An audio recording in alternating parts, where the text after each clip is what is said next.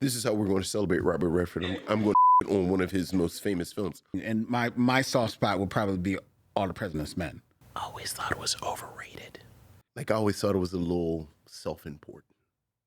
Well, I mean, it's a real... Yes, I know it's a real thing, and they saved democracy. I understand. Yeah. But I always thought of those 70s kind of serious films. Mm-hmm. That one was always the most ponderous to me. To quote the Family Guy, I always felt like All the President's Men insist upon itself. It insists upon itself, Lois.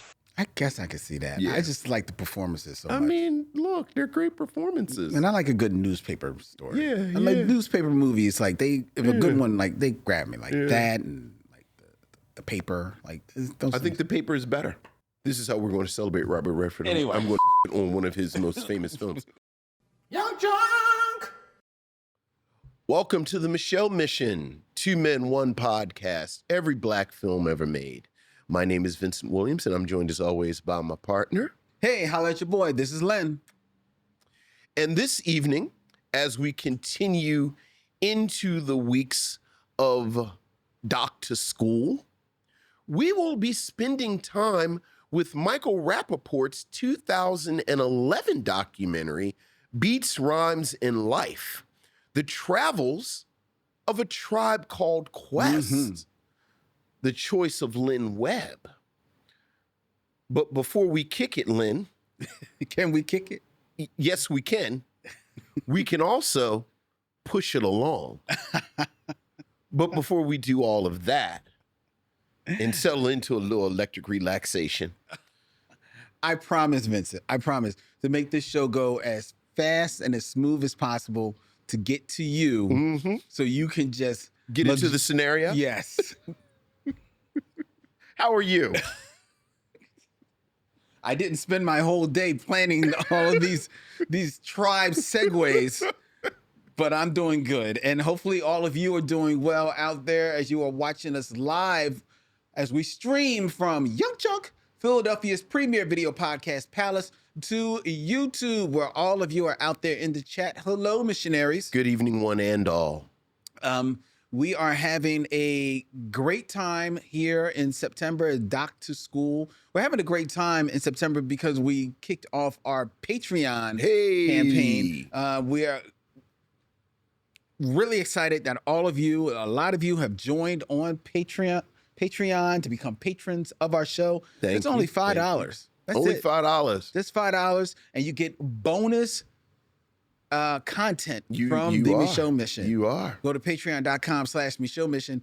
Right up there, right now, we have the first episode of Len's Secret Movie Podcast with my good friend Ariel Johnson, where we review Magic Mike XXL.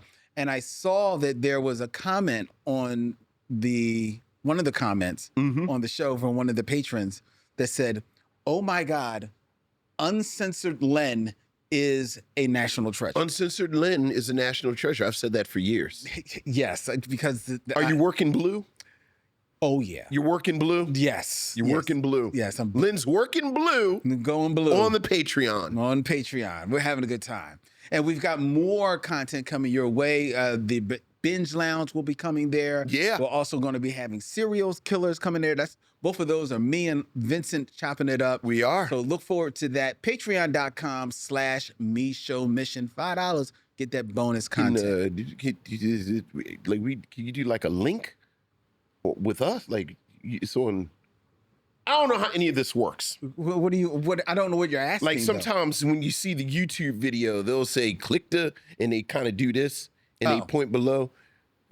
Usually they say hit the bell, you should hit the bell too. But like have like the where you should have them a link. You can link under there and hit the bell. Yes, we do have a graphic, but I can't see whether or not the graphic's there. The graphic is so there. I don't want to just say. If you're looking at it just throw $5 at your screen. And through osmosis. Through that's not how osmosis works. And yet you have a better grasp on how...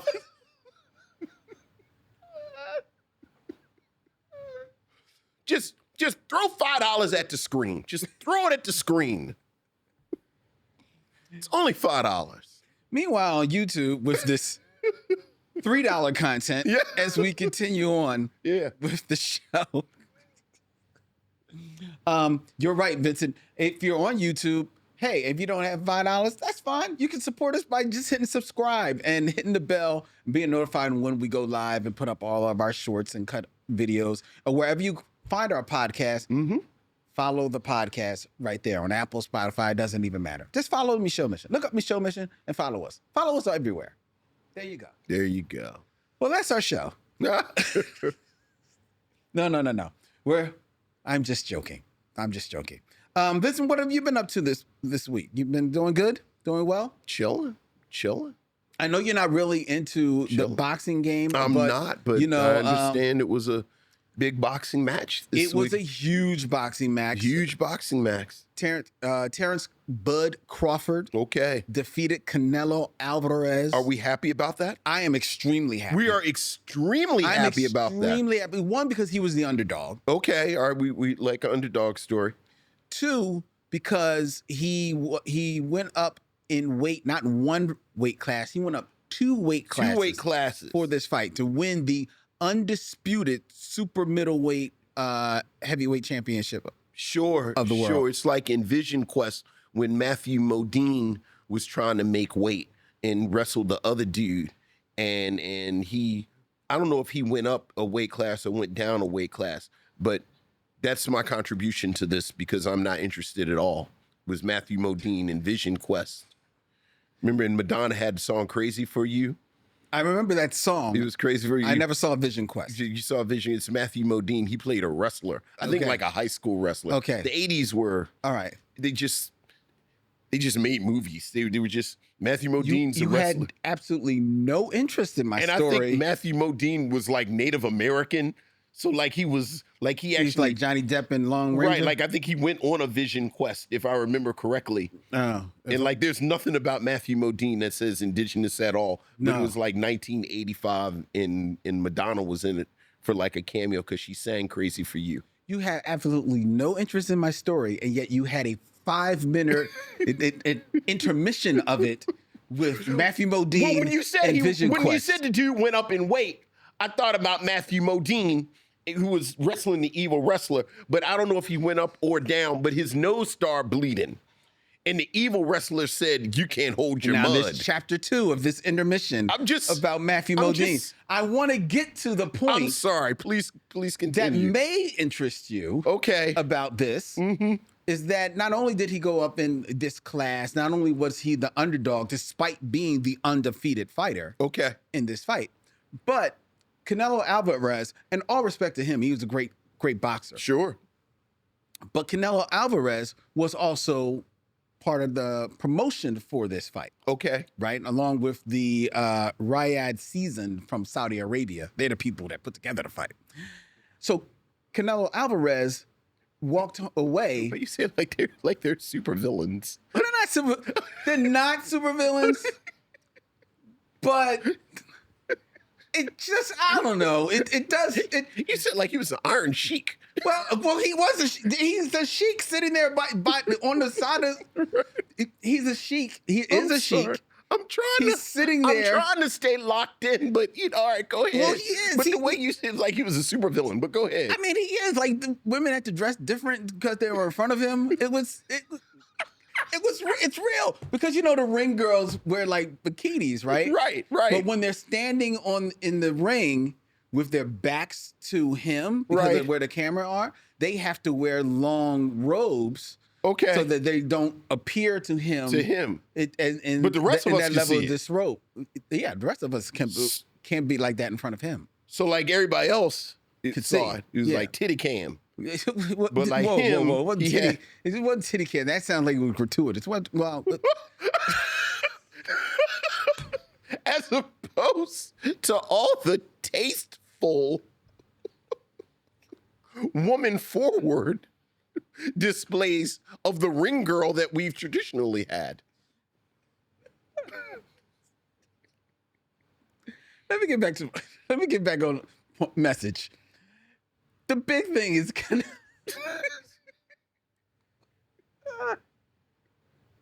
we do it live. So Canelo Alvarez, because he was a part of the promotion, Yes.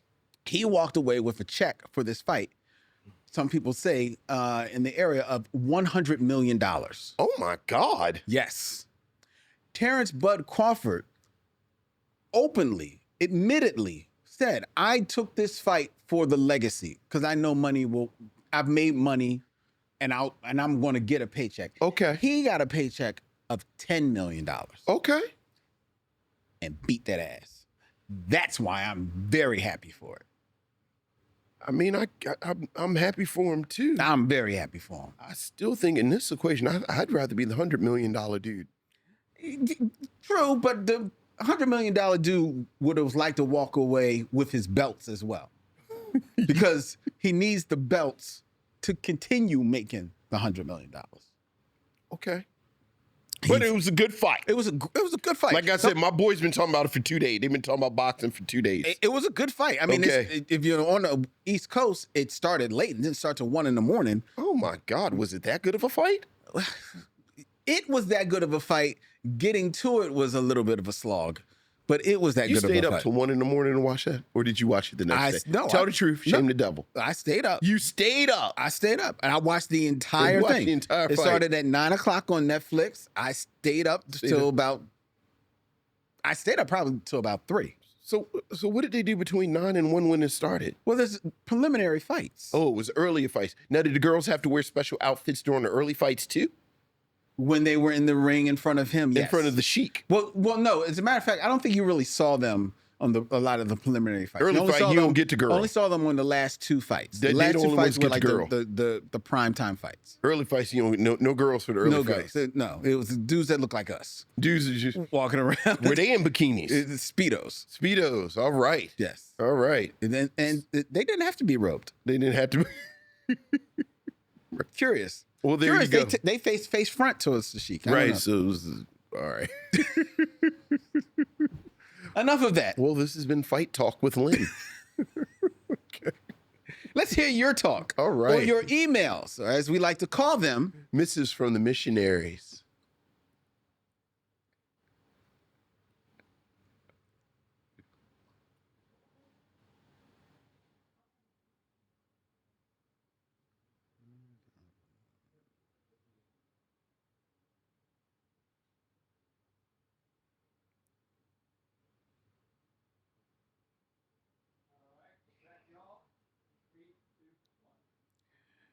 Mrs. from the Missionaries. Vincent, we got an email from Michael Lockett. Hey, what's up, Michael? The subject line is shit. The great Clay Davis. I'm watching The Wire now. Y'all done gone and done it now. Uh-oh. I have a love of this podcast that makes my wife take shots at me. All good. I'm a big boy. I can take it. Okay. And I like what I like. You two outdid yourselves this week. When I thought I could not be happier with a documentary after All Up in the Biz, y'all hit me with The Life and Crimes of Doris Payne. This documentary was exceptional. I love that old black woman. She was defiant, crafty, and lovable. When you mentioned how white men are glamorized for their crimes, I felt an extra tinge of pain for going to jail, then getting out only to return. The reenactments didn't need to happen, but if they simply had to be there as per the powers that be, it may have been better to have them as stylized amputation or in a split screen with Doris narrating. That could have been a Oh, nice. yeah. I hope my film week would get better, and it did, as the Wayback Machine dropped me with you two as you critique The Split.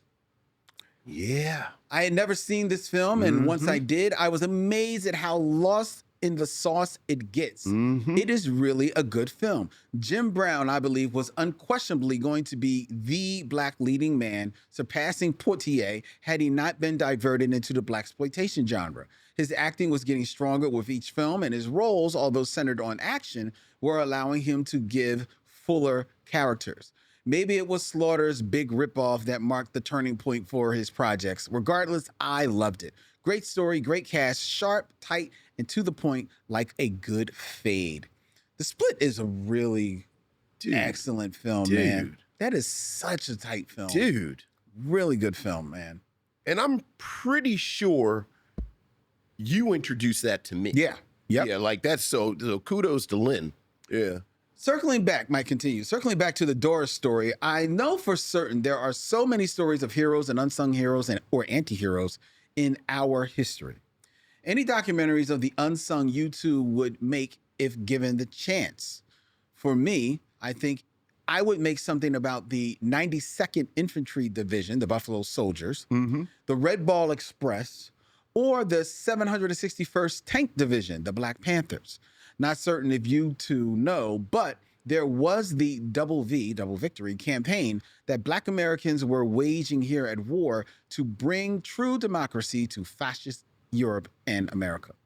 All the best, Michael Lockett. Is there any unsung story that you would like to see or in documentary form, Vincenzo? I'm sure there is. I am sure there is. And of course, I can't think of anything right now off the top of my head. But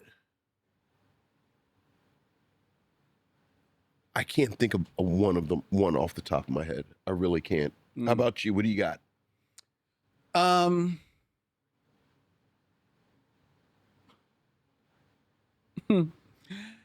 It's self-serving.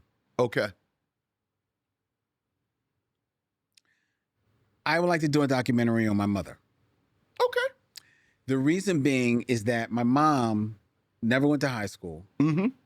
To hear her tell it, barely escaped, got out of elementary school. Not because of bad grades, just because of life. Yeah, oh yeah. And went on to become the leading buyer for a department store that's long gone now, Gimbel's. But she was like the leading women's buyer for the Gimbel's of all of them. Oh, that's what's up. Worked out of New York. Yeah. Was like hot on top of the fashion trends. I remember my mom coming home with these clothes one summer and saying, this is going to be the next clothes that's going to blow up. And it was all these clothes adorned with the Smurfs. Wow. And it was before they even hit the market. She knew about it, right? At one moment she was buying a toy. She knew Cabbage Patches were coming. Okay. Before that. But the most amazing thing to me is that here in Philadelphia, Gimbel's used to sponsor our Thanksgiving Day parade. Okay. And for the first time in their history, and Gimbel's, you remember Gimbel's. People don't remember Gimbel's. I mean, it's gone now, but it was the department store for like almost 100 years. Yeah, yeah, absolutely. Just to tell you how powerful Gimbel's was, if you go back to the original film, The Miracle on 34th Street. That's right. That is about Gimbel's. That's about Gimbel's. That's because right. Gimbel's was that big. That's right. Well, here in Philadelphia, like I said, they were the sponsor for the big Thanksgiving Day parade here. My mom was the first Black princess in their Thanksgiving Day parade. And at the time, I didn't know it. I just knew that my mom... It was just your mom. ...was going to be the princess. Right. And I remember being at the parade and my mom, like, we couldn't be with her on the float. Sure. But she was on the float and she was waving down to everybody. She would, like, practice her queen wave. And I remember, like, oh my God, it's my mom. I just like my mom as a queen. Yeah, absolutely. And then when I learned the story about how she was the first and how beautiful she looked, and this was in the days before when it was like, you know, like some 20, 25-year-old was always like your queen. My mom was like in her 30s, you know, but she was just this beautiful woman up on this float. I believe, my sisters will correct me if I'm wrong, I believe my mom made the gown that she made, that she wore. Because my mom made all of her work clothes. Okay. She made everything she wore, she made by hand. She was an amazing woman. Wow. And it was televised? It was televised. It was on television. And I'm assuming you and your siblings have photos and stuff. We when got she was- photos from it. You know, unfortunately, we don't have the video. Sure, sure. Maybe find a year and see if that video. Well, you know what? Around. We just said we do this live here on the Micheaux Mission. I challenge you. You should make a documentary about your mother. I should. You should 100% make a doc, and you have enough resources here in Philadelphia, including me. You should make the documentary. I will. Yeah. Well, thank you, my partner. I'm Carl Weathers. Shut up. That's an inside joke. That's an inside joke. That's an inside joke between me and Lynn. That was a joke for me and Lynn. I'm Carl Weathers.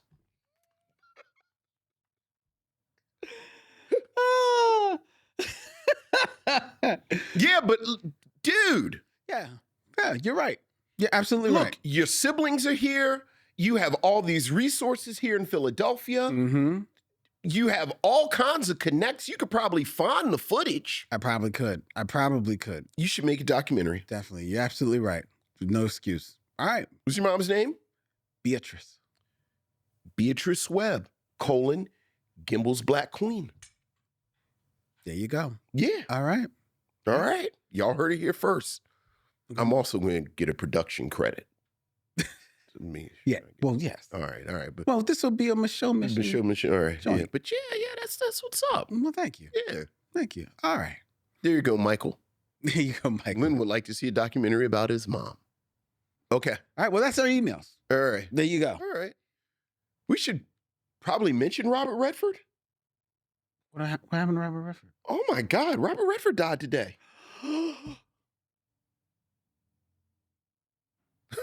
I did not know that. Yeah, Robert Redford passed today. Oh my God. Yeah. Oh my God. I did not know that. Yeah. Was he sick? I don't think he was sick. I think he was just old. Oh, Vincent. I was wondering why you didn't say anything. I did not know. I did not know that. Oh my God. Oh man, I feel horrible. Robert Redford died today, ladies, missionaries. Mm-hmm. Wow. Yeah. 89 years. Wow, he was 89 years old. I mean, he had to be. I figured he was in his early 80s. Yeah. Yeah, wow. Mm-hmm. Wow. Robert Redford passed away. The star of Butch Cassidy and Sundance Kid. All the President's Men, which is one of those movies that whenever it's on, I find myself sitting down watching it. The Sting. The Sting, one of my favorite movies of all time. It's not that many to choose from, but he's in my favorite film version of The Great Gatsby. I've never seen that. Oh, he's good. I never saw The Great Gatsby. Surprise. Robert Redford is really good. It's a really good actor. In The Great Gatsby. Quiet as kept. That's not a surprise, because I'm obviously it's not. But if ever there was an actor who could have just coasted on his looks, was Robert Redford. I'm not going to get too much in my English bag, but he's a perfect Jay Gatsby, where you've got a dude who's sort of this golden, good-looking guy, but there's something underneath there. Like there's something else going on. You know, like Gatsby was a soldier. Gatsby, frankly, was a drug dealer and all. Like it's so, and Robert Redford. It's like Robert Redford. I think of like Paul Newman, Cary Grant, Sidney Poitier. Like these dudes, like these good-looking dudes. Like I'm a good-looking dude. But there's something else going on. Yeah. Like I'm not just a pretty dude. Like it's, so. I mean, hell, he classed up the Winter Soldier. I was just sitting, I'm waiting for Right. Like he classed up the Winter Soldier. Yes, he did. Yeah. Yes, he did. Oh, man. Yeah. Oh, man, you hit me with that one, man. Oh, yeah. He was awarded by President Barack Obama in 2016 with the Presidential Medal of Freedom. That was back when it actually meant something. Wow. Wow, I'm sorry, it caught me totally unprepared. So, what's your favorite? Robert Redford. Is it The Sting? It's got to be The Sting. Probably The Sting It's for got to me. be The Sting. It's Probably gotta be The Sting for me. Like I said, I have a soft spot for The Great Gatsby, but probably The Sting. Yeah, it's The Sting, and my soft spot will probably be All the President's Men. I love All the President's Men. Always thought it was overrated. No, I don't think it's. Like I always thought it was a little self-important. Well, I mean, it's a real. Yes, I know it's a real thing, and they saved democracy. I understand. Yeah, I understand. Yeah. But I always thought of those 70s kind of serious films. Mm-hmm. That one was always the most ponderous to me. Oh, really? You Okay. know. Well, To quote the Family Guy, I always felt like All the President's Men insist upon itself. I guess I could see that. Yeah. I just like the performances so I much. mean, look, they're great performances. And I like a good newspaper story. Yeah, I like yeah. newspaper movies. Like if a Yeah. good one, like they grab me, like Yeah. that, and like the paper. Like those. I think The Paper is better.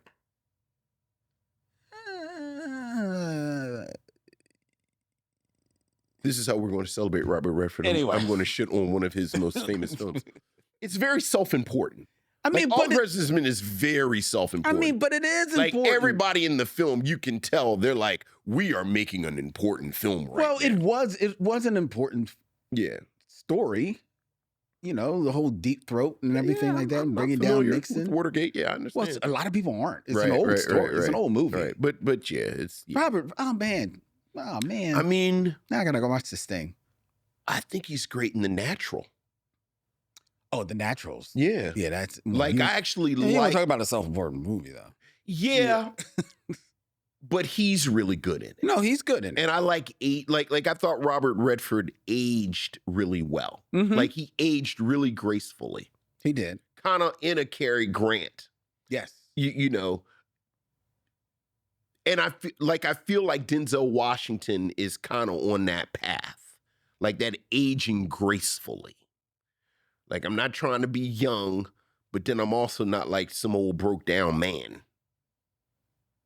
Oh yeah, I see that. Yeah, so I see that. but Rest in peace, Robert yeah, Redford. rest in peace. And I think he was a good dude too. Well, yeah, I'm he pretty started Sundance. We Yeah, didn't even talk I about think he was a Sundance, good which is dude. Yeah. his lasting Yeah, contribution. So, All right. okay, All right. all right. All right. Sorry I had to break that to you. I'm thank you. Yeah, Thank yeah. you. Mhm. Where am I going next? Oh, before we move on with the show, I want to take a moment to give a little shout out, if you will indulge me, missionaries, for a podcast by a good friend of ours, a friend of the show, and that would be the Psych Podcast with our good friend Stephanie. I thought you were going to finish it for me. Stephanie Watts. Stephanie. I didn't know you were handing it off to me. I'm sorry. You know, you're supposed to let old people finish their thought. I didn't want to step. I was like, well, let him get his thoughts together. Stephanie Just Watts gonna with go her get you some good soup. with one of her best friends, Muse. They get together. They talk about Black culture with a shit ton of tomfoolishness, Oh, that's a lot of tomfoolishness. and it's a lot in the podcast. Okay. It is a Excellent. lot. It's a lot. I will tell you. I will give you a warning if you're going to check this podcast out. Wherever podcasts are, you find podcasts, you can find the Psych Podcast, PSYCE. That's how they spell it. Fair warning, they have their own language. Okay. I listen to it. It's primarily an audio podcast. Okay. I need subtitles. You can't even. Because sometimes one, because Stephanie and Muse have been friends for years. Sure. So you know how when you're friends, you have like a shorthand that Sure. develops between you? Sure. They go into it deep. And Okay. sometimes they're like true podcasters and they're explaining what they're talking about because they talk about music. Mhm. They did a whole episode about the VMAs, talking Mhm. about that. I'm sure they're going to have one about the Emmys. They always talk about music, Black culture. Sure. Sure. But then sometimes because it is audio, Yeah. it turns to just to two friends talking. Right. And then you're like, what? What is this? Wait a minute. They're like weird twins that have their own little. Now, that weird once twin you thing. once you listen to about 2 or 3 of them, you get the patois Now you're part of the it. show, Yeah, and you're now part of you're there. Okay. But going in, it's a learning curve. Got you. It's a learning curve, but it's worth it. All right. Psych absolutely. podcast, wherever podcasts are Me and fine. Stephanie Watts. So There you go. all right. And every once in a while, they come here to Young Junk and actually film a show. Oh, very nice. So it's really cool. I think they actually sit in these seats. These very seats we're in. Yes, Muse sits there. All right. All right. So that's the Psych podcast. All right. Now we're going to move on to our new feature Mm-hmm. where we celebrate the unsung of Black actresses Celebrate on, brother. with Anne.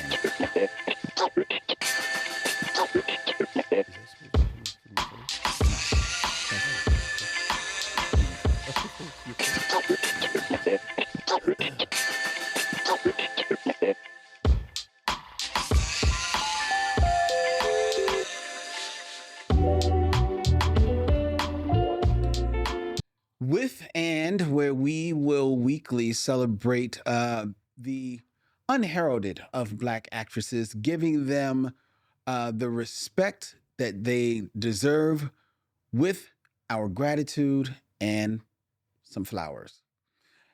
And tonight we are celebrating the career of Jennifer Lewis, Vincent. Black Hollywood's mother. That's right. That's right. So known unofficially as the mother of Black Hollywood, because of her frequent matriarchal film and television roles, she played in What's Love Got to Do with It, Mm-hmm. where she played the mother of Angelica Houston, despite only being Angela Bassett. Angela Bassett. That was a different cut you saw. Yes. Yes. That was What the Fuck Is This? What's Love Got to Do with It? What the fuck is this? Is this? You know, side note, this may be the episode that we submit for podcast awards. We are all over the place. Where was I? Oh, okay. She Oh, played the mother. she in played the mother. Got What's to Do Love with Got to Do with It? She also played the mother in. Poetic Justice, The Preacher's Wife, Mm-hmm. The Brothers, Mhm. The Cookout, and Think Like a Man, and Think Like a Man 2. She started her career in the 70s and 90s, debuting on Broadway in Eubie, the musical based on the work of Eubie Blake. Mm-hmm. But her big career as far as in films came in the film Beaches. Did you know Yeah. that she was in Beaches? I didn't know she was in Beaches. She plays the role of Diva, one of the backup singers Right. to Bette Midler in that film. Mm-hmm. I myself have never seen Beaches. I'm pretty sure I have and don't have a lot of memory of it. But I Really? didn't know she was in Beaches. Oh, okay. Yeah. Okay. I didn't know that. But if anyone who knows has seen Jennifer Lewis knows that she is a striking woman, a beautiful woman, but has a very, like, she don't look like she take no mess, No. right? Does not suffer fools gladly. Does not at all. Mhm. Not at all, right? So it's not surprising that because of that, she is known for these matriarchal roles that she takes on. Starting with right after Beaches, she then moves on to the world of television when in A Different World, where she plays the dean, Mm-hmm. and then she plays the aunt in The Fresh Prince of Bel-Air, That's right. right? Because of her roles in those films, that's when she starts being cast in films, maybe a little, playing a little older than Yeah. she should be. Mhm. That's right before What's Love Got to Do with It Right. in 1993, which is a fantastic film, and she does a great job in it. Right. But she's not that much older than Angela She's Bassett. 1 year Yeah, older I was about, yeah. than Angela Bassett, right?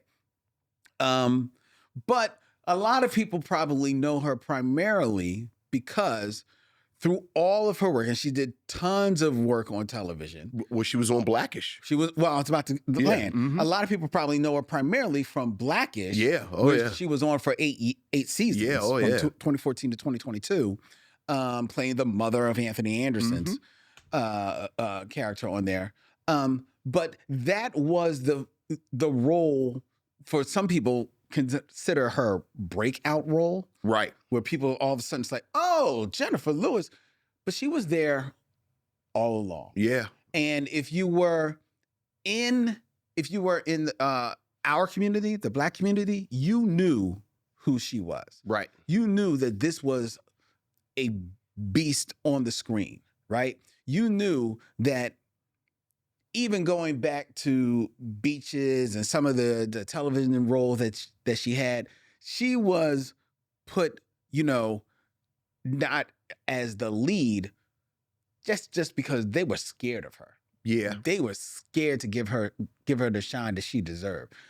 But through it all, as an actress, as a singer, as a dancer, as a boss, she reigned supreme. So much so, you think that she didn't get unheralded. She's got a star on the Hollywood Walk of Fame. Yeah. Jennifer Lewis. What you got to say about Jennifer Lewis? Everything you said. The only thing I would add to what you said is my absolute favorite Jennifer Lewis project, which is a mockumentary that she made, and I think it may have been like a Showtime film or something, called Jackie's Back. Okay. Which has a huge following, a huge cult following. And if you've never seen Jackie's Back, you should make it your business to see Jackie's Back, because that is like she sings, she dances, She shows it all, right? Hilarious. Mhm. She's sexy. Like, to me, that is my Jennifer Lewis project right there. But yeah, I love, look, I love, of course I love Jennifer Lewis.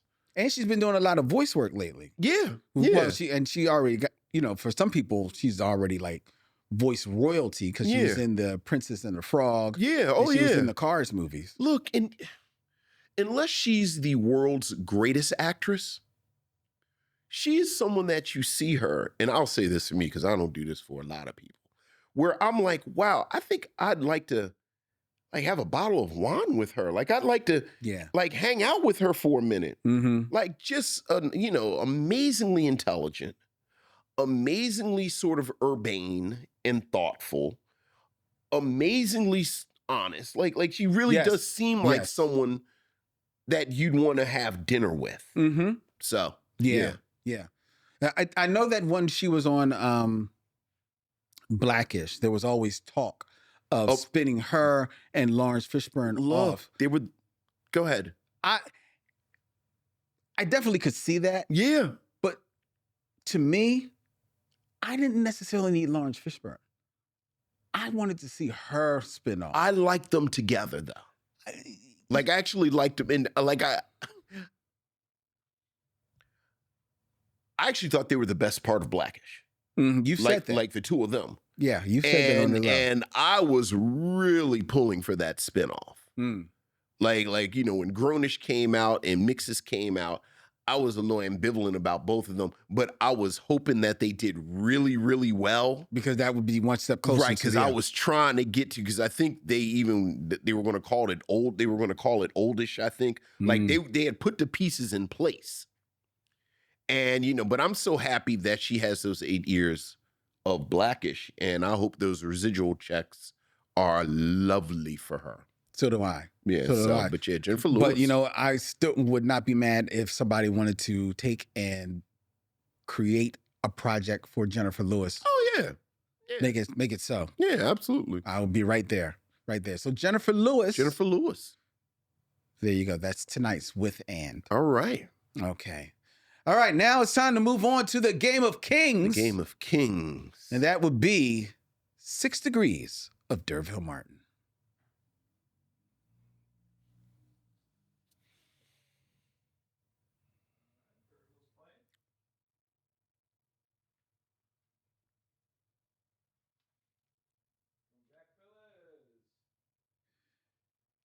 6 Degrees of D'Urville Martin, where I give Vincent 2 actors and he has 6 films or less to connect them to D'Urville Martin. Mm-hmm. Vincent, Yes. we're going to keep it in theme. Okay. We are reviewing tonight Beats, Rhyme, and Life, The Travels of a Tribe Called Quest. We are. Doc to School documentary. Featuring the group Tribe Called Quest, Yes. including Q-Tip, the lead rapper of the group, Right. who has done his fair share of acting. He has. I know you're not gonna pick Q-Tip because No. okay.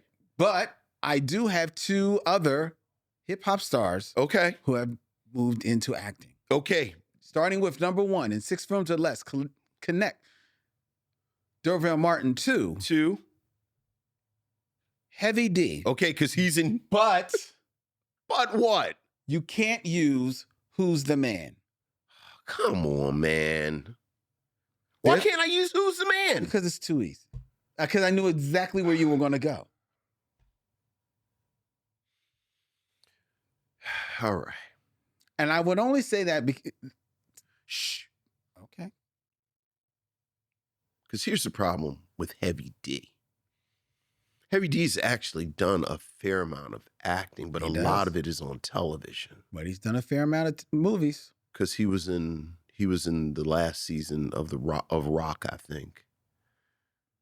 He was. He was also in that great episode of Different World. He was. He was also in 2 other films that we have reviewed. I got it. Me. He's been 3 other films. I got it. I don't know about the 3 other films, but I do know this because you think you're the world's greatest Heavy D fan, but I know somebody who's a bigger Heavy D fan than you. Because, all right, so how am I going to do it? Yeah, so you're going there. How am I going to do it? You picked on All right. one of the movies. All right, so yeah, because D'Urville Martin is in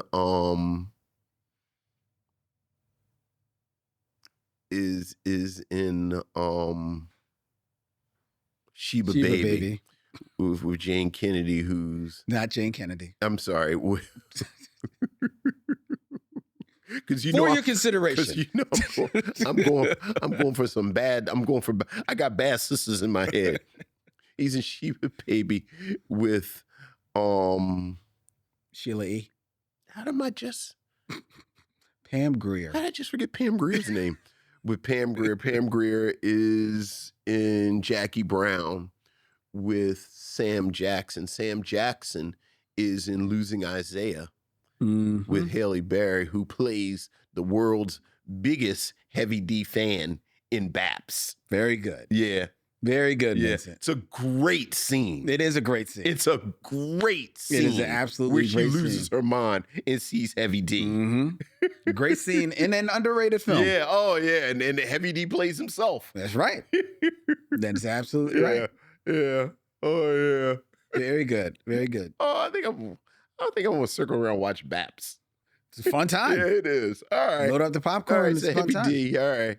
But That- he is also in Who's the Man? He is also in Who's the Man, Okay. but he's also in 2 other films that we reviewed What? where he actually has roles. He's not, because in Who's the Man, he plays himself as well. Okay, what we got? In 1995, Uh-huh. he was in New Jersey Drive. He plays Bo Kane. He was the local crime criminal He's who told them to stop racing the cars. He Mhm. sure was. Because he plays a heavy. And in 1999, Okay. he plays Jake in the film Life. Oh, he sure is in Life. Mm-hmm. I forgot about him in Life. I really forgot about him in New Jersey Drive. Actually, I liked him in New Jersey Drive. Mhm. Because he had He a... plays against type. Right, I was about to say he showed a little range. Yeah. But okay. All right. Very All good. right. All right, Vincent. All right. Very good. All right. Now, next we have Okay. in 6 films or less, 6 films or less. connect D'Urville Martin to 2. Fat Joe. Oh, yeah. Well, see, this is where Who was not in Who's the Man? he was not in Who's the Man, but see, here's where you messed up with Fat Joe. You didn't have a little kid I wonder whether you're going to pull in the this. early 21st century. All right, so here's my question, if because this is a technical question that I just want to talk about a certain movie. Can I use Savion Glover? Well, He doesn't have a speaking doesn't have a role in speaking Happy role. Feet, but he's like, you know, he's technical. Yeah, I don't know. You can use. can't him. use him No, because I want to talk about Tap. But okay, You know what? I can't use him. No, All right. no. Well, this is more boring. All right. I see where you're going, but like, Yeah. Derville Martin is in Hitman with Bernie Casey. mm-hmm. Bernie Casey is in Cornbread Earl and Me with Lawrence Fishburne. Lawrence Fishburne is in The Matrix with Hugo Weaving. Mm-hmm. And Hugo Weaving also playing against type like Heavy D in New Jersey Drive is in Happy Feet Yes, with Fat Joe. yes. Who Fat Joe is, because all the penguins had a voices, but Fat Joe is the penguin that raps. Yes. Very good. Which is it's such random casting. And if you had a kid in the early part of the 21st century, you've seen Happy Feet. A million times. Like, I'm pretty sure I'm watching Happy Feet right now. Yes. Like I'm somewhere watching Happy Feet Yes. right now. Yes. You're absolutely right. And I was there. even more disconcerting than Fat Joe playing a penguin is Agent Smith tap dancing. Yes. And doing and being very good in it. Look, man, I like Happy Feet is a good film. Happy Feet is a good film with like it's a really strange kind of concept, like where it lands, like when you realize that the plot revolves around the penguins figuring out how to communicate with Yeah. humans. Yeah. Like it, speaking of Robert Redford, because here's a Robert Redford role that I really liked when he plays Death in that episode of The Twilight Zone. Oh yeah. Yeah. Happy Feet has this real kind of It turns. undercurrent to it Yeah. where the penguins are talking to humans and they play it straight. Mm-hmm. Yeah. Like the implications of it, like I always wish they had picked it up more in Happy Feet too, and then turned it into almost a light Black Mirror type thing where they're communicating with the penguins. And Yeah, but they were right to take Happy Feet too. I mean, obviously, take it out of your hands. right, but Happy And make Feet, it a children's film. remember, it's like they had the humans and they start. Yeah, it takes a turn. Yeah, it's It like takes a turn. it's a little weird. Because I remember watching it with my daughter, and Olivia was she was 13, so she wasn't like crazy little. Right. But I even- was right in the pocket. Like Right, you were Camille right was there. a kid. Yeah. Right. But I'm still watching it, and when it takes like this kind of shift, I'm looking like, so you all right? Are we really doing interspecies communication to save the environment? Wait a minute. This is not. I wasn't. This not up for this. Yeah. 'Cause what was the penguin documentary that was around that time? Oh yeah. I just forgot the name of it, but yeah, you're right. Yeah. Which was a lot lighter. Which was a lot lighter than Happy Feet. So you're thinking, so when you see the animated one, it's like, oh, it'd be Right. more of this. Right. But then, which it is for a minute, because Robin Williams is a Right, penguin. but then all- Elijah, the penguin was locked up and had lost its will to live. Yes, it's like, It's like, what is happening? So here's my Happy Feet story, though. Do you remember after Happy Feet, what was the name of that movie? It was the movie about the owls, like the Guardians. Oh, the Guardians of Gaul or The, something the like Guardians of Gaul, that. Something like or that. whatever yeah. it was. Sharon Eldridge, thank you. March of the Penguins. was Yeah, the Martian, documentary. right. That was it. Right. But the Guardians of Gaul, where I don't know if you remember the commercials, they said from the makers of Happy Feet. Yes. I Did remember you that. see it? No. Dog, it's like Watership Down with owls. Yeah, I'm good. Like the first 5 minutes, an owl gets murdered. yeah, I'm good. I took Camille, because Camille. Lynn, I just saw the commercial. It was owls, and it said from the makers of Happy Feet. Oh, God. And in my defense, she said, "Ooh, I want to go see." Yeah. Oh, my God. Oh, my God. We were in there for 5 minutes. We were in the movie for 5 minutes. Camille said, "I don't like this. I want to leave." Oh, my God. So I'm walking around with a bucket because, I had settled in. Yes. Because I'm just here to eat the popcorn. I'm just here for the popcorn. So I'm walking around with a bucket of popcorn. And Camille thinking that she's traumatized. Oh, God.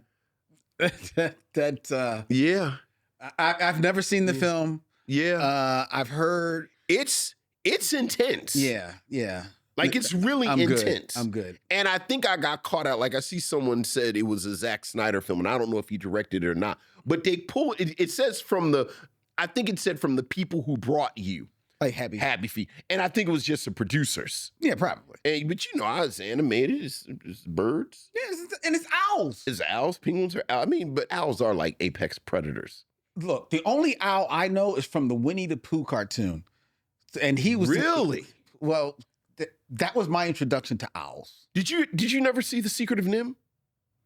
I did see The Secret of Nim, but I guess I didn't remember Yeah, because that owl is terrifying in The Secret of Nim. Well, The Secret of Nim is little. The Secret of Nim is terrifying. Intense. Yeah. It's a little intense. But it's not Watership Down. Yeah. Watership Down is Oh, well, yeah. Watership Down. that's not bad. But yeah, Fat Joe is in Happy Feet. I think he might be in Happy Feet too. He is. He is also in Happy Feet too. He is in Happy Feet. Yeah. That's the bulk of his filmography. Shit, that's probably a good shot. Hey, I ain't mad at him. All right.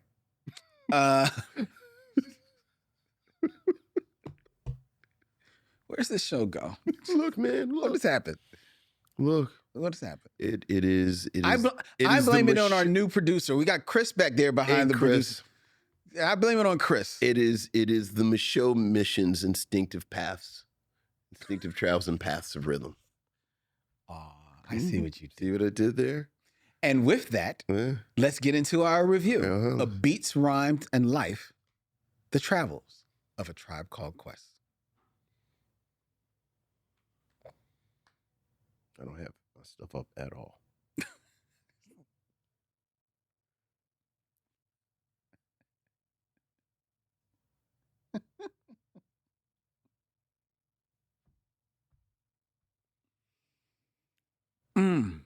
Oh, I should get out my notes. Let's do everything live. Mm-hmm. Hi, YouTube. How y'all doing? Hello. Hey, Vicious Marshmallow. There's a name in the chat. Hello, Vicious. Or is that Vichois? Beats. Oh, I'm sorry. Were you ready? I'm sorry. I didn't. I was, but Okay. Beats.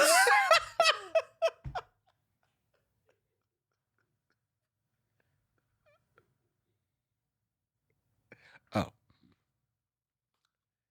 Beats, Rhymes, and Life, The Travels of a Tribe Called Quest, a 2011 documentary about the iconic hip-hop group A Tribe Called Quest, directed by Michael Rapaport, chronicles not only the music and legacy of the group, but also the tumultuous group dynamics that have driven the group into challenges throughout their career. This was the choice of Lynn Webb as we continue through September, or as we like to call it, Doc to School, where we watch documentaries. Lynn Webb, how would you like to begin our conversation about beats, rhymes, and life. The Travels of a Tribe Called Quest. Well, I'm going to be very quick with my thoughts about this film. Because, No, not at all. Not at all. No. Let's talk. Because no, we're going to talk. Oh yeah. But because I want to get into it. Yeah. Oh yeah. Oh yeah. I want to get into it, and long time or even short time fans of the Micheaux Mission know how much A Tribe Called Quest means to Vincent. Absolutely. If you don't know, 100%. just look at his shirt. Look, man. And it's right there on his shirt. Look. The only thing missing is an Ann Vincent at the end of it. But this documentary from 2011, which came out in 2011, it came out in the midst of some controversy because the trailer for this documentary apparently was stolen out of the editing bay and released online before anyone really had a chance to check it out. That's right. And the trailer kind of gives you a glimpse into A Tribe Called Quest that they would prefer you not to see, because it shows some behind the scenes footage of some of the tensions, the dysfunction of our favorite tribe that is on display. And this trailer being released online, and mind you, 2011, these are the early days of online, so there's no real true social media to push this out there, or for people to kind of like become like this town everybody talking about. So it's just out there and everybody's just eating. Right. You just had to deal with it on your own. On your own, in your own pocket, right? And a tribe, more specifically Q-Tip, had a big problem with the director, Michael Rapaport, for what this film, what the trailer was purporting to show. Right. All of this is before the actual movie gets released. And again, this is in the days before streaming. So this film, it has to find some release. And it's in the days of documentaries that, even though this is a documentary featuring one of the most prominent hip hop groups of all time, it still found very limited release. So you had to go find this movie. Right. And as you said, Q-Tip was a little reticent. Totally. Like, it's not like they were doing big screenings and big, there was no big promotion. Not with Tribe behind this. It was basically just finding somebody that's want to put this out there. But if you were lucky enough to go see this film in the theaters, despite all of the hype, which I remember doing. Me too. What you saw was what Michael Rapaport has always purported that he was trying to do. He was trying to give you the true story of A Tribe Called Quest. Their history, how the group came together, how the group worked as a dynamic, their highs, their lows, the dysfunctions, and what worked and didn't work for the group. Right. That was always his mission, because he was a creature of the time, a hip hop head. Loved hip hop, and wanted to see it, give it its full flowers, if you will, that it deserved with A Tribe Called Quest, recognizing them for being the groundbreaking group that they were at the time. They do come out in the wake of the Jungle Brothers. They do come out in the wake of De La Soul.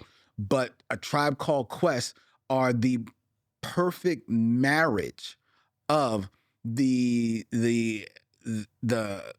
eclectic nature of De La and the Jungle Brothers, the true hip hop pedigree of somebody like Run DMC, LL Cool J, but with a full musical background and structure of the greats of all time.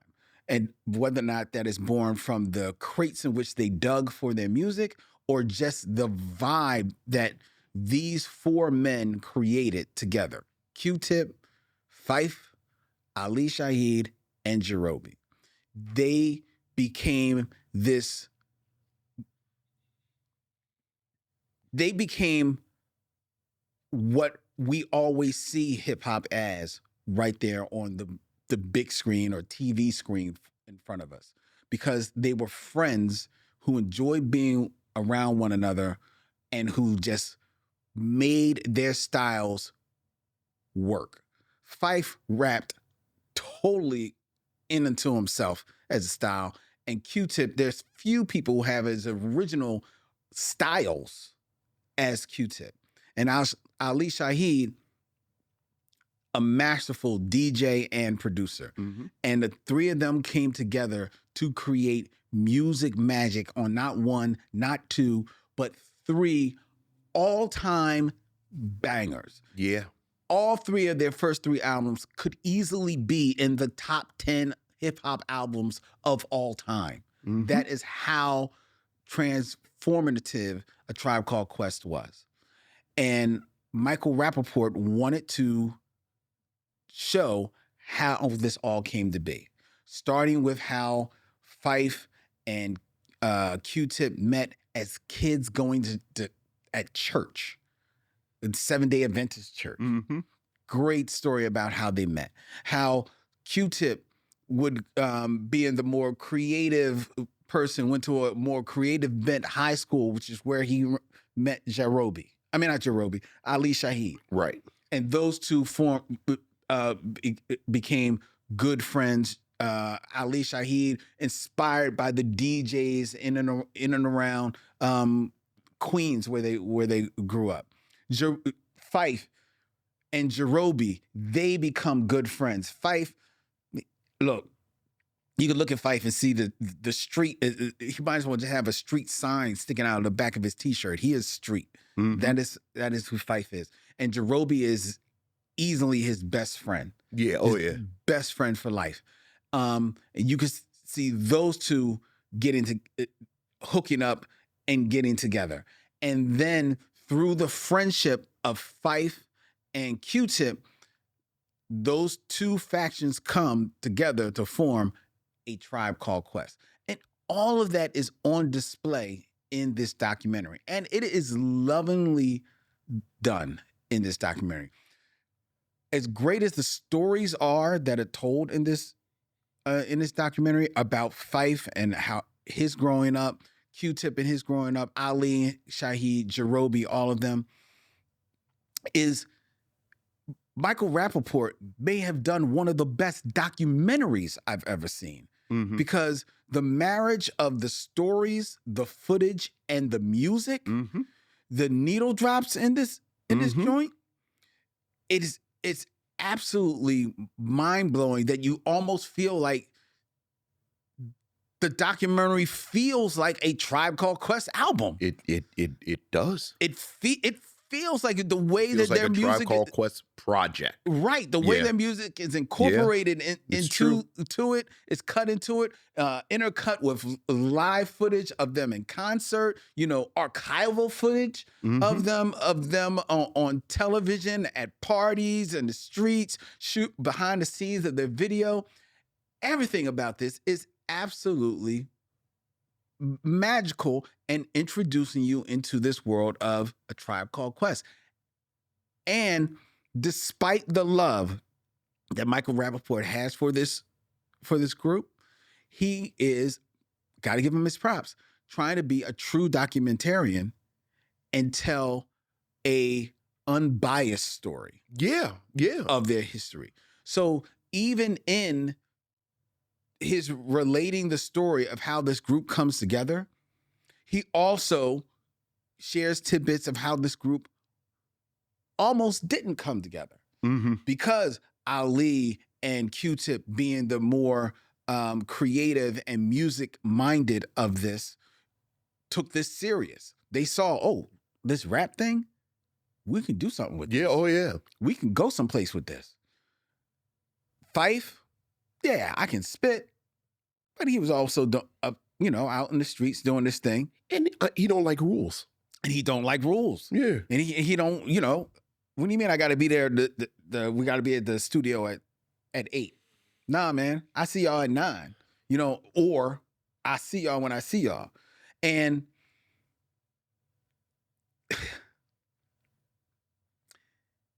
we've all been in crews like that, where there's that one person Right. that's like that. And you have to make that calculus. Okay, do I want to do this without this ball? Right.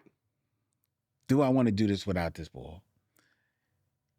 The calculus for Q-Tip, the calculus for Ali is like, no, we want to do this with Fife. Yes. So Fife, you got to come. Right.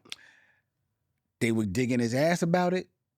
He'd show up and he's like, yo, man, yeah, I'll be there. And Fife, to his credit, he's like, yeah, sometimes I would be there, sometimes I wouldn't be there. He's honest. He is honest about his faults, his shortcomings. He's honest about his fight against diabetes, which was on display in his lyrics, and it's on display in his life and his career.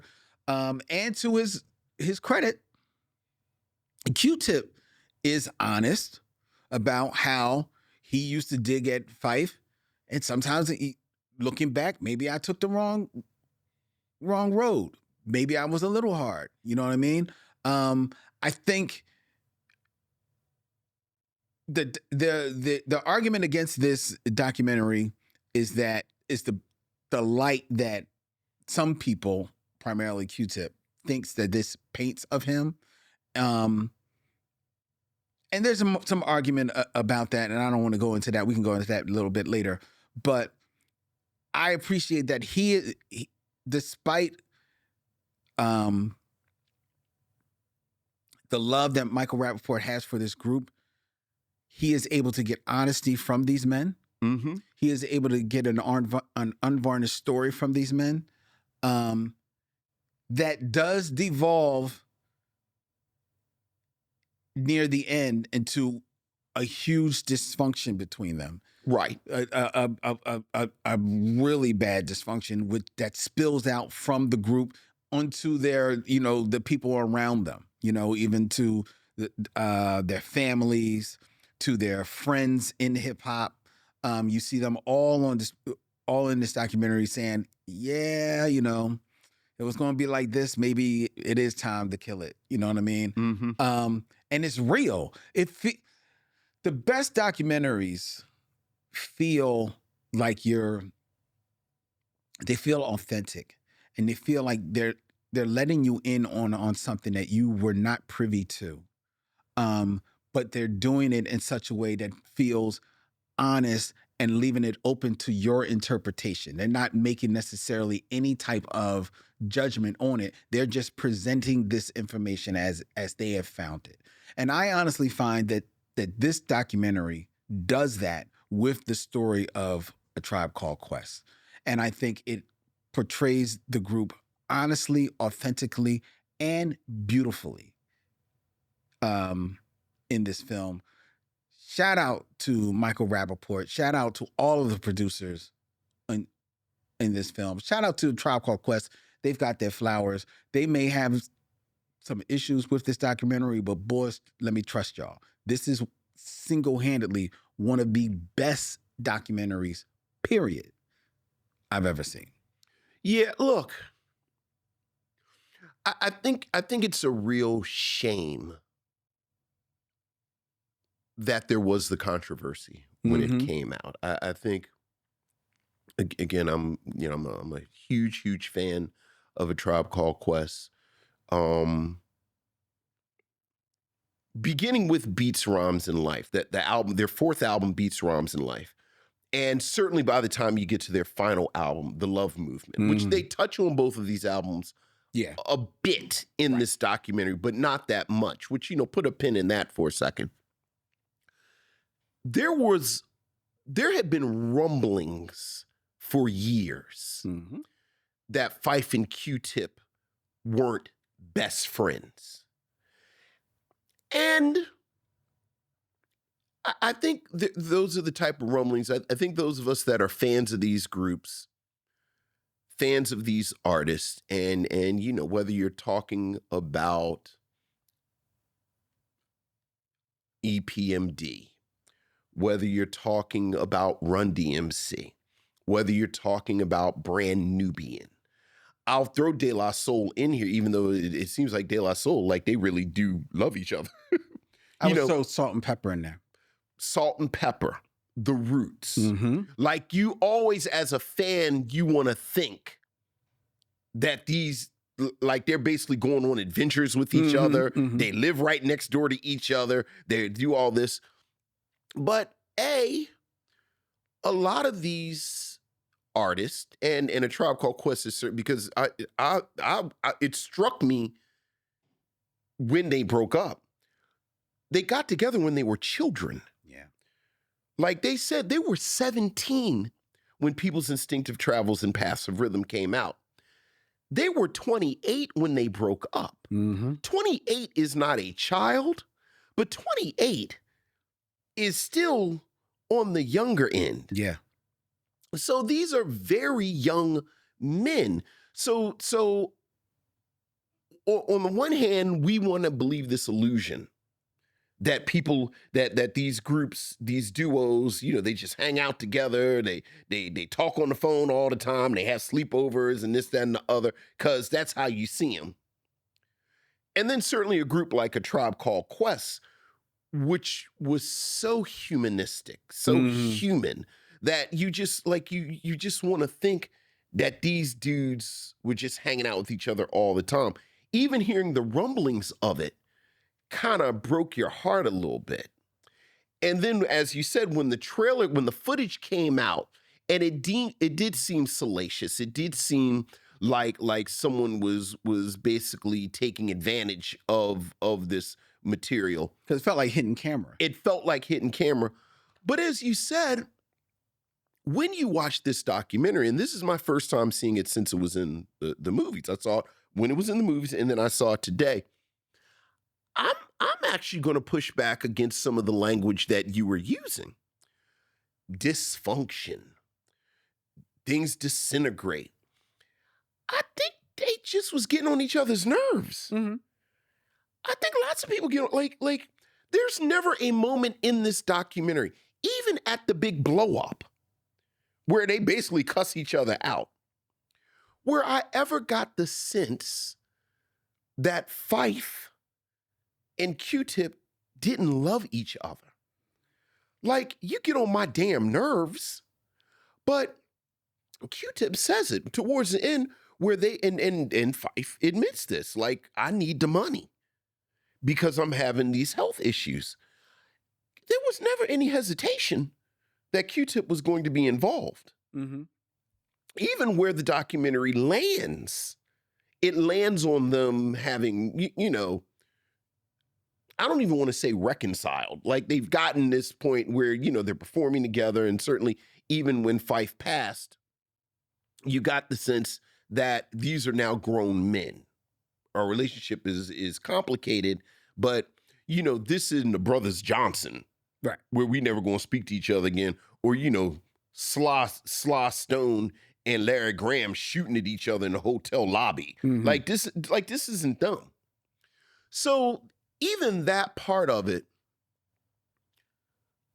I thought has aged really gracefully. I'm like we talked about Biz Markie a couple of weeks ago, and I said even a couple of weeks ago that as I get older, mm-hmm.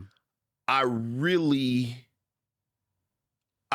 respect and admire these testaments to these artists as men as they age as well.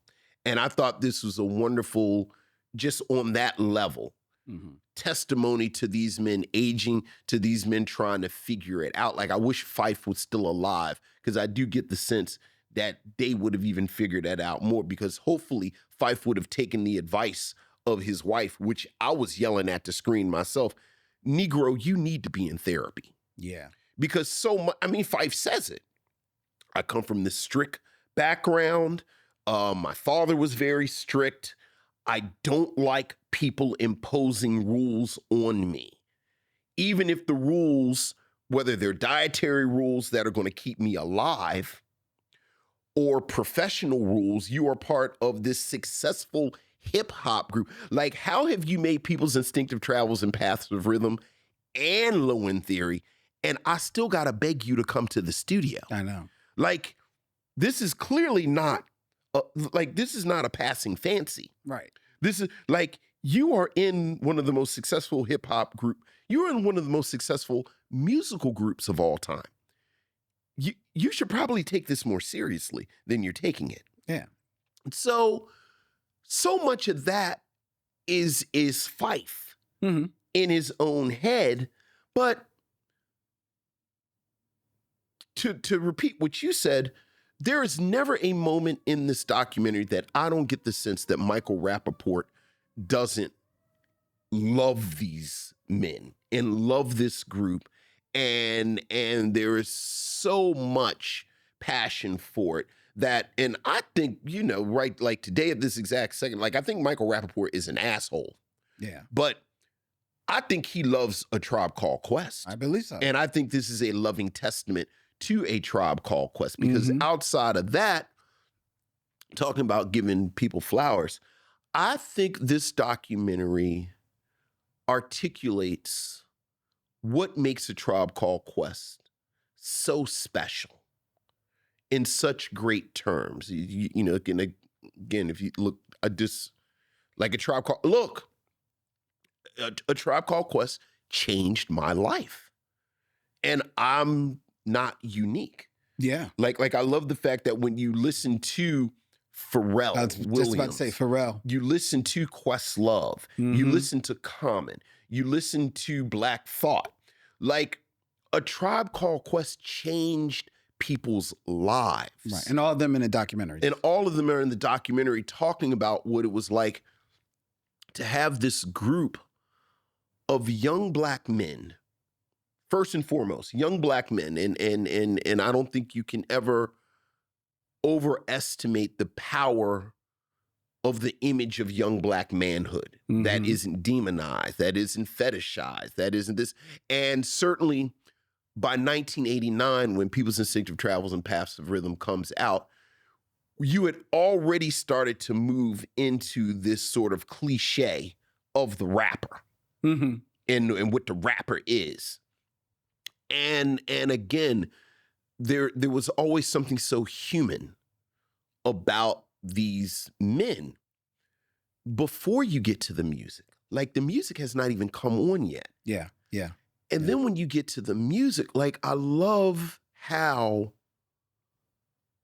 the documentary captures Q-Tip primarily, his approach to finding samples, using samples, folding them, and then back to what they mean to people.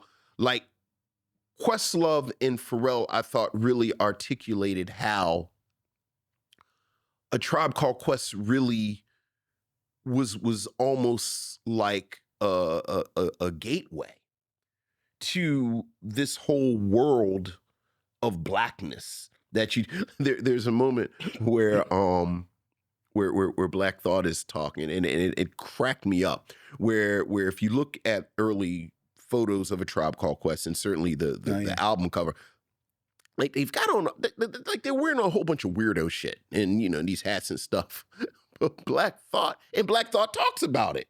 Like, they was wearing some real questionable shit. I ain't know what, but he says it. It wasn't, it didn't hit you like these are some weirdos. It hit you like Miles Davis. Like, clearly they know more about something than I know. Exactly. Like, they just on another level than I. Like, why am I not wearing a weird Chinese farmer hat and a poncho? And, like, how come I'm not dressing like that? Like, Q-Tip and Fife and Ali Shaheed Muhammad, apparently they have something else going on. Yeah. So they kind of opened the door, and again, just personally, this was absolutely the truth. Like, they gave me permission to read all these things, look at all these. Questlove says it. He says that they taught you to look at these old albums that your parents had differently. And this is something I say all the time. Like I've said it on here numerous times. Like my father introduced me to jazz. Like this is what my father listened to. I usually say Pete Rock, but Q-Tip is also in here as well. They taught me to love it. Like my father, this is my father's music, but these brothers taught me to love it. Like this is just, and it's not even just jazz. Like I love the fact that they spent this moment with Busta Rhymes. And, and Busta Rhymes talks about listening to lyrics to go off of Midnight Marauders, but it has the it has the Minnie Riperton sample.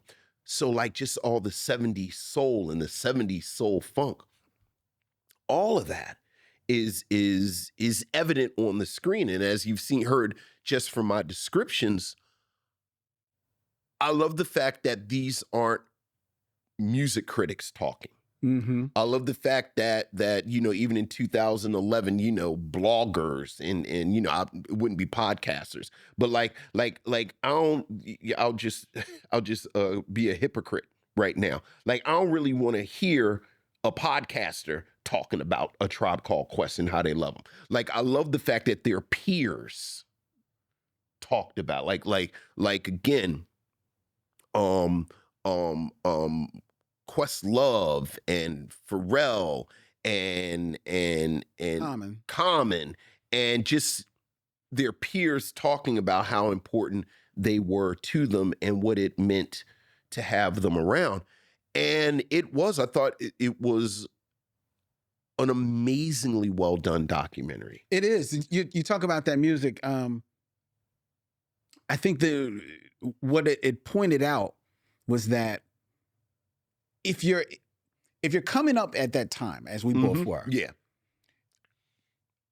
you could maybe be forgiven to just immediately, because of how they appear on screen, to lump A Tribe Called Quest. Oh, this is just somebody taken from De La Soul, right? Or somebody taken from the Jungle Brothers, right?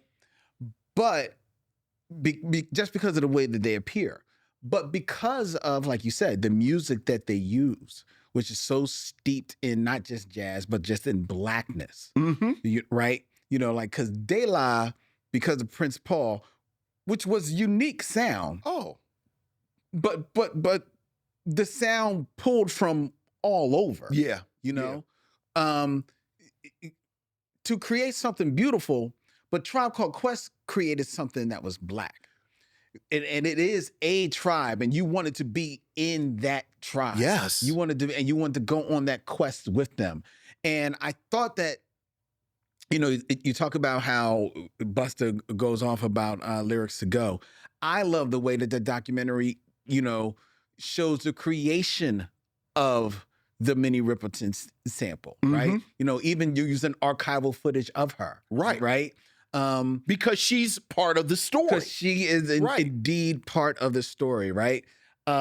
So I did love that. I loved Tip, referencing the old records, the father. You actually even go see him going shopping for records. Yeah. With Ali. That was cool. And I get that they are the introduction to the appreciation of that jazz, quiet as kept, the appreciation to other samples besides James Brown, right? There are other drum beats, folks. So I loved every bit of that. The one thing I do, it's not a pushback, but I can see a lot of people, I shouldn't say a lot of people, but a lot of the things that I've read about the documentary was that some people purport that it kind of plays Q-Tip off to be like a maybe full of himself, egocentric type of guy, right? I don't necessarily get that. I didn't get that at all. I didn't get that at all. Do I get that Q-Tip may be akin to a musical genius? Right. Yup. Yeah. and full stop. You know? But I will say that I do wish Ali Shaheed comes off in the film, in the documentary, as he appears every place I've seen him. Mm-hmm. Soft-spoken. Yeah. Little humble. Yeah. You know, not gonna like, you know, put himself out there like that. And maybe a little more dismissive of his contribution to the group than he necessarily needs to be. I think Ali Shaheed Muhammad is like 90% of the DJs that I've ever known in my life. Like, they let the music talk. Like, part of the reason I became a DJ and not an MC is because I'm more comfortable behind the records. Yeah, see, but there's and I know you're probably splitting hairs here, but where I'm splitting hairs, but there's a DJ, Eric B, Mm-hmm. and then there's a producer, Well, Premier. But see, here's and I think Ali is more a producer. He's a DJ. well, he's a producer. Here's the thing. And as much as we talk about the Fife part, and this is how I'll push back on Q-Tip as egotistical. I think Q-Tip might be as much or more of a producer than Ali Shaheed Muhammad. And I'm just going by what Ali Shaheed Muhammad and Q-Tip said. Like, I'm going by what they said. I mean, you're going, but like when you hear about who found the drum snares, who looped it, who did this, like Q-Tip has that whole "Can I Kick It" exercise with the Lonnie Liston Smith record, and at no point is Ali Shaheed Muhammad in the room. Well, I understand. Okay, yes, but they're both producers. No, I didn't say they weren't both producers. What I said is they're both producers. Okay. So I guess I just would have liked him to maybe cape up a little bit, or to hear Q-Tip cape for him a little bit more. Look, I it's a small thing. Yeah. The other thing that I would have liked for this documentary to answer, the question that I went into this documentary in 2011, wanting the answer for, and that is, did not get the answer, and upon rewatch, still don't know the answer. What's your question, brother? What did Jerobi do? I think honestly, I think the documentary answered it. I think Jerobi is the one who kept the whole thing together. Yeah, because they say he's the soul of the group. Yeah, I think. And by kept the thing together, meaning he's the one that got Fife there. And by got him there, kept him there. Like, I think Jerobi is the little boy in Captain Planet with the heart ring. Okay. I thought you were going to say little boy in The Fish That Saves Pittsburgh. No, he not him. He not the little boy in The Fish That Saves Pittsburgh. But he is the little boy in Captain Planet with the heart ring. Because, look, man, look. Group dynamics. You got boys. God knows I got boys. There's people that are pressure valves. There are people that are that sort of stress testers to see just how strong this thing is. There are mediators. There are this, that, and the other. I don't know if my brother is in the chat or not. Jerobi reminds me a lot of my brother. Like, it's been a lot of things that Damon is the one. He may not be talking, but my brother is like that. Like, it's dudes that keep things together. It's dudes that make this. I mean, they said it in there. Jerobi is the one that made them A Tribe Called Quest. So I 100% disagree with you on that. I guess, okay. Yeah. Okay. Yeah. But I mean, they did A, E, I, O, and U. And sometimes Y. Right. Well, then I guess then that does answer the question to the beginning of the end. Is Jerobi kind of like bouncing in and out of the group? Look, Jerobi bouncing in and out of the group, and I do think when Fife moved to Atlanta, I think that hurt Q-Tip's feelings. Quite honestly, now I do think that right there, and because they some dumbass young boys, they couldn't. They couldn't talk to each other. Right. I think a lot of that comes with age. Yeah. Well, true. But I do think right there, one, you're saying like there wasn't dysfunction. I think that was real stuff. That was real stuff. I think Q-Tip was hurt, but he was also a little controlling. We can split hairs.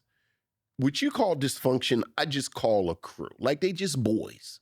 It just so happened that these boys became one of the most influential hip hop groups in history when they were 17.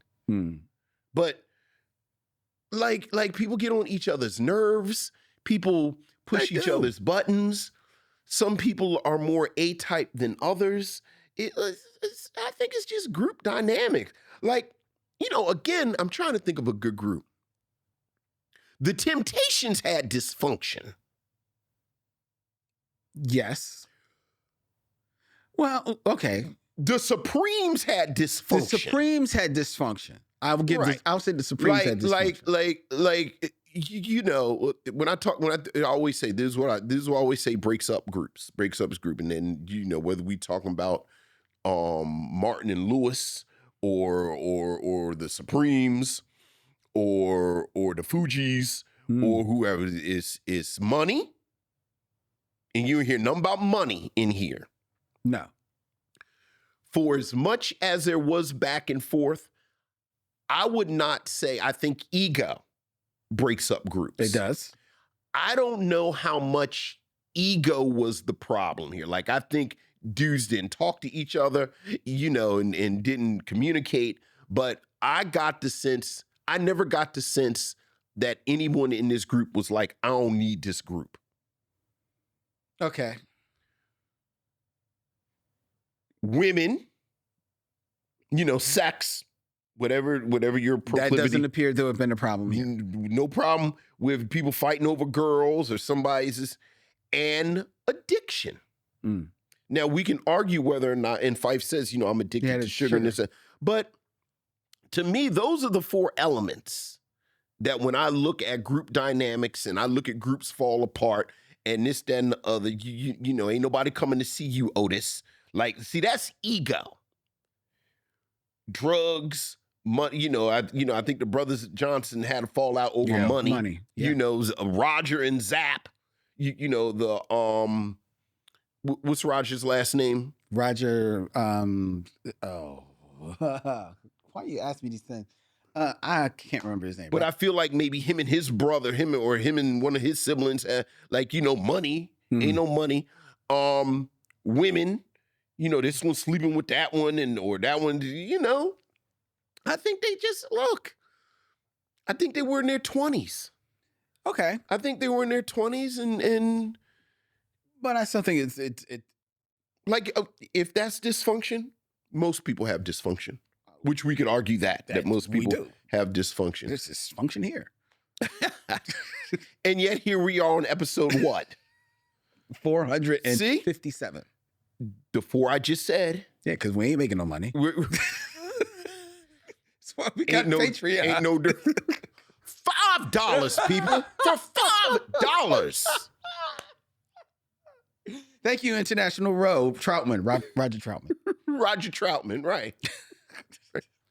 So, but, again, I think it's, appropriately enough, I was listening to People's Instinctive Travels and Paths of Rhythm on the way over. Are you, like, contractually obligated to always say the full album? Yeah. Okay. Yeah. I just wanted to know. But it's like a travel log. Like, it really is you are on this journey with these young men through the city. Yeah. Capital T, capital C. And I think for a lot of us, there is this intimacy where these are your brothers, like you know them. Yeah. So that any type of wave bothers you. You know, talking about something that this documentary I think captured really well. When Trugoy and Pastanews from De La Soul, like you can tell. Oh, and then Maceo, I thought Maceo was going to punch Q-Tip, where he said, "You got me at my house upset with my wife. Like I'm telling my wife about this and this, that, and the other." Like we love and this is what I mean about ego. Like I got the sense that Q-Tip doesn't really understand just how much he means to people. Like at one point, I think Barry White says that, where Q-Tip, like, dude, it's not just you. Like you belong to us. Like you can't just, like, you gotta hold it together for us. And like when Maceo told him, you know, I'm at the house and I'm upset and this, that, and the other. Even Fife's wife, like at one point, Fife's wife is like, because I love A Tribe Called Quest. Mm-hmm. She does. So that I do think she says, "Poor Ali," in the middle. Ali. You know, I think we were all very sensitive about this project. We were arguably oversensitive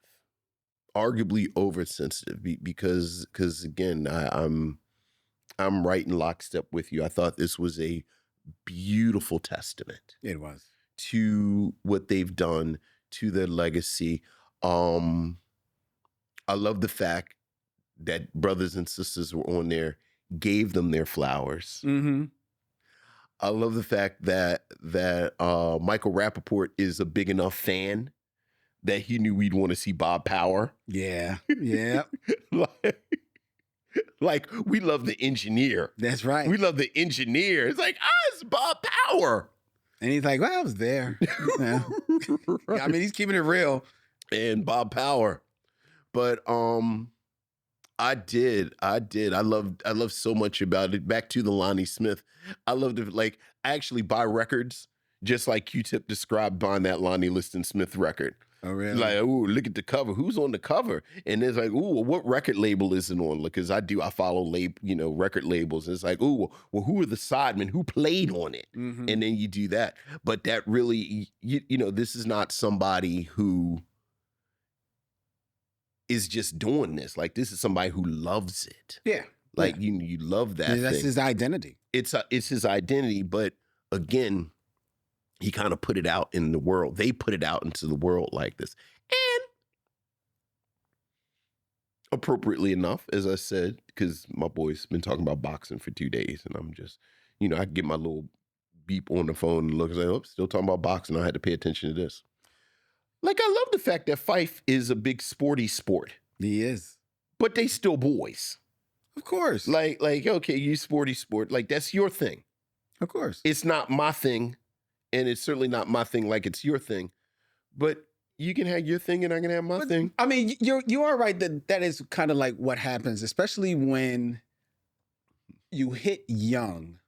So you do start hanging as if like you're your brother. So now you're spending every moment with each other. Right. And after a certain point, it's not so much that you get on each other's nerves. It's just that after a certain point, something happens and it's just enough to light the fuse to be like, duh, come on. And the next thing you know, you're pulling apart from each other. Right. You still love each other. Right. You're still best friends. It just so happened there was 40,000 people out waiting for them to come perform when it happened. Yeah. Backstage, like what? Oh, God. One last thing, a testament just to the construction of this documentary. There's a moment at the end where Q-Tip and Fife are both talking about their differences with each other, and there's intercut. But at least the way I was watching it, what it showed me is how they were both misunderstanding each other. Oh yeah, they both weren't hearing each other. Right, like Q-Tip is like, I would never say that it was Q-Tip and A Tribe Called Quest because it was about the unit. And so for him, that was him being selfless. But the way Fife interpreted it was him not being honest. Mm-hmm. Like, you think it's Q-Tip. I wish you in The Tribe Called Quest. Like, I wish you just say it straight out. Right. And it was like, that's not, like they're just at these cross purposes, which is why they should have gone to therapy. Well, But Fife wasn't going to happen. But they gave us 5. Was it 5? No, six albums. Yeah, upon which I saw in the chat that on the last one, Jerobi finally, you hear him. And Jerobi can spit a little bit. Okay, because I've never heard, I never heard this 6th album. It is not bad. It is not bad. Okay, well, I've heard you say that about the Love Movement. No, I didn't say that about the Love Movement. I said that about Beats, Rhymes, and Life. Okay. Yeah, Beats, Rhymes, and Life is not bad. The problem with Beats, Rhymes, and Life is that it is the 4th album after 3 of the greatest albums of all time. Yeah. I don't like the Love Movement. Yeah, me neither. Yeah, I don't like the Love Movement sounds like. But I forget the name. I'm saying so long and thanks for all the fish. That's a Douglas Adams novel. But that last album is not bad. Okay. Yeah, it's not bad at all. Was that done before? There's some Fife on there. Okay. It was released after he passed. After he released it after he passed. And it's a nice companion piece. Fife's last album, Forever. Okay. Is nice too. So, obviously they make me sad because they're like, but it's sort of like a Marvin Gaye "Hear My Dear" kind of thing. Where it's like, if you're in a certain mood for it. Yeah. But like, Kendrick's on there, Buster's on there, and he's doing work. Jerobi is spitting. Nice. It's like, oh, okay, Jerobi. I will say real quick about the documentary, the moment where Jerobi speaks, from the heart of his friendship with Fife, I do think that is a beautiful moment. Look, man. That is a beautiful moment. And he does seem like a man who is very comfortable with who he is, but he had to walk a path to find it. Who you talking about, Jerobi? Jerobi. Yeah. And I appreciate that. Yeah. Again, I think he was the glue. I really do think as much, and I agree with you. I think Fife moving to Atlanta, maybe, one part Q-Tip is a control freak. The other part, I do think it hurt his feelings. But I feel like if Jerobi was more in the mix, he could have helped to figure that out because I think that was his role. I think that was his role. Yeah, it's true. True. Well, I would recommend, before you ask me, so no need to ask me, I would recommend, if you haven't already, see Beats, Rhymes, and Life, The Travels of A Tribe Called Quest. Beautiful documentary. And it's a beautiful Tribe Called Quest album, video album. Yeah. It's great. Yeah, I agree. I again, I cannot overemphasize how important A Tribe Called Quest is to me. And as someone who absolutely adores this band and absolutely adores everything that they've done for me personally and philosophically and just the music that they've gifted us, I think this documentary was a wonderful testament to that. I think it really did a great job capturing what makes them so special. So I agree. All right, that is our review of Beats, Rhymes, and Life, The Travels of A Tribe Called Quest. Before we tell you what we're going to be reviewing next week here on the Micheaux Mission, I invite you to find the Micheaux Mission. Go to our website, micheauxmission.com. 2 men, 1 podcast, every Black film ever made. You can go there and find out when we have special events coming up, when we go live. You can listen to all of our old episodes. You can actually even get some of our swag from TeePublic. Get it while it lasts, because we've got a big announcement about our swag changeover that is going to be coming in a couple of weeks. So look forward to that. I myself can't wait, because I've been working on this for a long time. So I'm looking forward to that.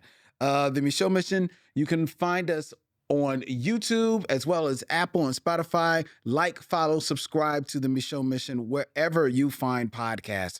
The Micheaux Mission is there. You can follow us on all the social medias at Micheaux Mission. That means Facebook, IG, TikTok. We're all over that. The Micheaux Mission, if you have any thoughts or questions, we're open for them. Email us at micheauxmission@gmail.com. That's micheauxmission@gmail.com. The Micheaux Mission is a proud member of the Believe Podcast Network. Every sport, every topic, everywhere. Go to Believe.com, BLEAV.com, and check out all of the millions and millions of podcasts on our great network. And they still have room for us. That's a beautiful thing. The Micheaux Mission also streams live every Tuesday night, 7 p.m. live Eastern, from Young Chunk, Philadelphia's premier video podcast palace. You can go to youngjunk.com and you can check out all of the beautiful studios that they have here. Book yourselves in there so that you can have your podcast taken up another level by the good guys at Young Junk. All right? And again, one more time, this was a great show. But if you want even better exclusive shows, join us on Patreon. Patreon.com/Micheaux Mission. $5 gets you exclusive content right there. Help us support the show. We appreciate it. Next week here on the Micheaux Mission, as we continue going doc to school, it is Vincent's selection, and we will be reviewing from 2018 Hale County this evening. An American documentary about the lives of African Americans in the southern county of Hale County in Alabama. How did you find this documentary, Vincent? I remember when it came out and it got really good reviews, and I missed it. Okay, when it was in the theater, because I actually wanted to see it on the big screen. Yeah, because it's really just about the life. It is in this southern. It's supposed to be a beautiful documentary. So I haven't seen it, but I'm really looking forward to it. I'm looking forward to it as well. That's next week. Hale County this evening. Next week, as we go doc to school on the Micheaux Mission. Until then, he's Vincent. I'm Len, and in parting, we say, we'll see you when it's time to meet again. Young John!